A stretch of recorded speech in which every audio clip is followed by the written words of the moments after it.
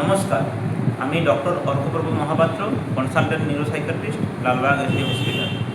আজকে আমি আপনাদের নিউরোপ্যাথিক পেন এবং রেডিকুলোপ্যাথি এই জিনিসগুলো সম্বন্ধে কিছু বলব। নিউরোপ্যাথিক পেন মানে কি? অর্থাৎ নার্ভের ইনফ্ল্যামেশন।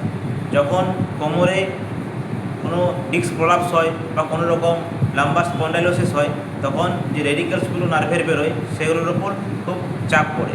এবং এছাড়া সায়াটিকা বলে একটি খুব কমন ডিজিজ আছে, যেটি হলো কোমর থেকে যে নার্ভটা পায়ের দিকে যাচ্ছে সে নার্ভের ইনফ্ল্যামেশন।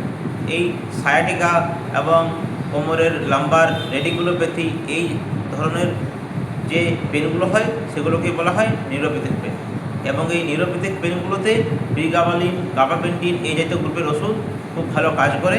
এবং জেনারেলি আমরা গাবাপেন্টিনের সাথে নরট্রিপ্টিলিন জাতীয় গ্রুপের ওষুধ অ্যাড করি। এই কম্বিনেশনের মেডিকেশনটি নিউরোপ্যাথিক পেনের ক্ষেত্রে খুব দারুণভাবে কাজ করে। গাবাপেন্টিন এবং নরট্রিপ্টিলিনের কম্বিনেশন খুবই কার্যকরী এই নিউরোপ্যাথিক পেনগুলোতে। সেই নিউরোপ্যাথিক পেন কোমরের লাম্বার ভাটিপাতে হোক কিংবা ডরসাল ভাটিপাতে হোক, যেভাবেই হোক গাবাপেন্টিন আর নরট্রিপ্টিলিনের কম্বিনেশন খুব ভালো কাজ করে। এমনকি সায়াটিকাতেও দারুণ কাজ করে।